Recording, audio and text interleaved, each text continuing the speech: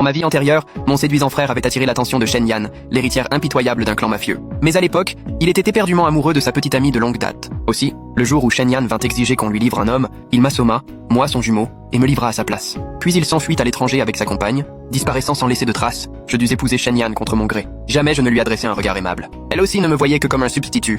Quand elle était de bonne humeur, elle me gratifiait d'une douceur, sinon d'une gifle. 10 ans passèrent, puis mon frère refit surface. Il retrouva Shen Yan et lui raconta que des années plus tôt, j'avais, par ambition, provoqué sa chute dans une rivière, lui faisant perdre la mémoire, le privant ainsi de 10 années auprès d'elle. Shen Yan entra dans une colère noire. Sur le champ, elle ordonna qu'on m'enferme dans les sous-sols. Profitant de sa visite, mon frère mit le feu et me brûla vif. Pardonne-moi, petit frère, si tu ne meurs pas, mes mensonges finiront par être découverts. Quand je rouvris les yeux, j'étais de retour au jour où Shen Yan jeta son dévolu sur mon frère. Ce jour-là, je me portais volontaire.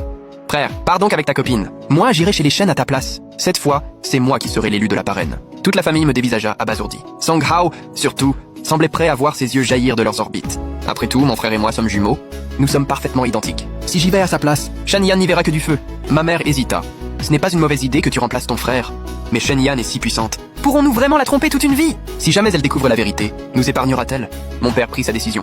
Ah oh, tu devrais partir. Je te donne les 500 000 économisés ces dernières années. Va-t'en en Australie avec Ching Ching.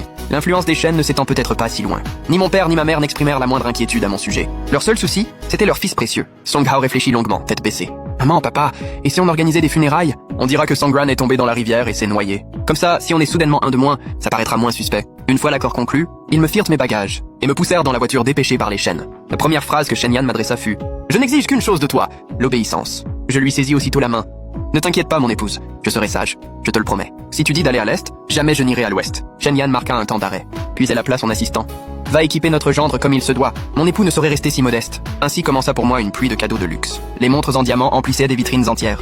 Le jour